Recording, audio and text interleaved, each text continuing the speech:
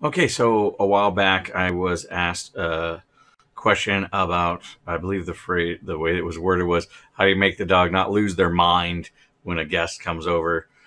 Something along those lines. It was a very common question, and um, it's very easy yet difficult at the same time. It's easy because it's pretty straightforward setup. We're again doing a differential reinforcement. We're going to give them another behavior to do instead of charging the person at the door. Now, the hard part is we also have what are known as competing reinforcers.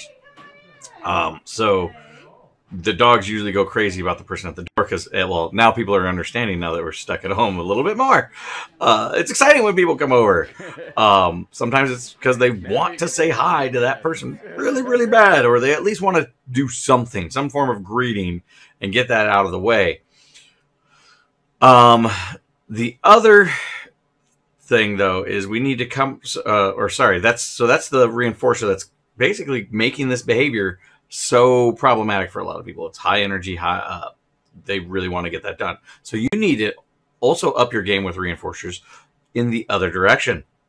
If you need to find a reward that dog will actually like better than the person. Now also when you're training you want to start small.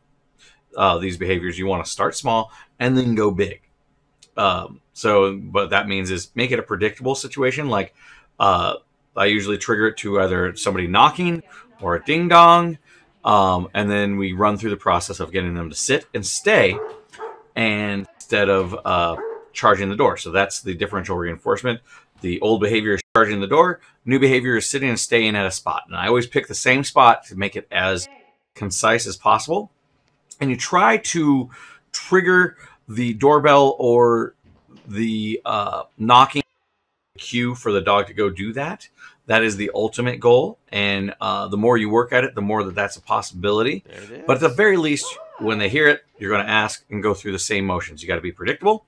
You need to have a high-end reinforcer, and the reward that for that reinforcer will happen at that spot. It won't happen at the door because that has enough reward for them already. So we want to happen either on a bed, at a corner on the carpet, some spot that you can designate easily. Hey, sit here and stay. Now, on top of that, I do use a little bit of negative punishment. When the person comes through and the dog breaks, then I will basically, during the practice, I shove the person out the door because the thing the dog wants is that person. And once they move, the person goes away. So then you ask them again, go through the routine, usually about 3 times. It's almost uncanny how the percentage is. It's exactly 3 times that they see this happen, and then they suddenly are like, okay. And you do this over and over again in a predictable way. Okay, I know it's the kids or the husband or wife on the door now. Exciting. So you can now practice under the less stimulated state, and then you start practicing with strangers or friends.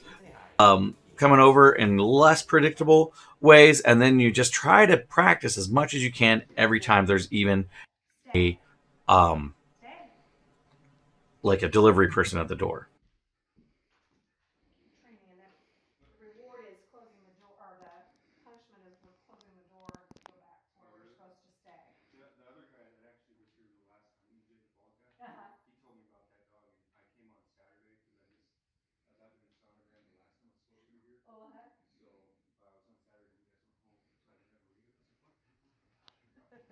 Yes, he's quite the character. That's cool. The other guy didn't like him very much, I don't think, but he's getting better. I'm a dog guy. I had a boxer Rottweiler. That was the most lovable thing, unless she. Nope. Yep, he's broke. No. A second. Tell him station. Station. Station. Another thing we can do with these more extended talks. Yeah, just have him come in. Nope, you can click and throw him a treat. Oh. Okay. For staying there. But I got treats here with me. Sorry. And I got a clicker. I'm not trying to force you anything by saying I'm not here. But oh, no, that's okay. We're good. And if you do decide to do something, you can always make sure to have it. Yeah, okay, perfect. All right, I appreciate it.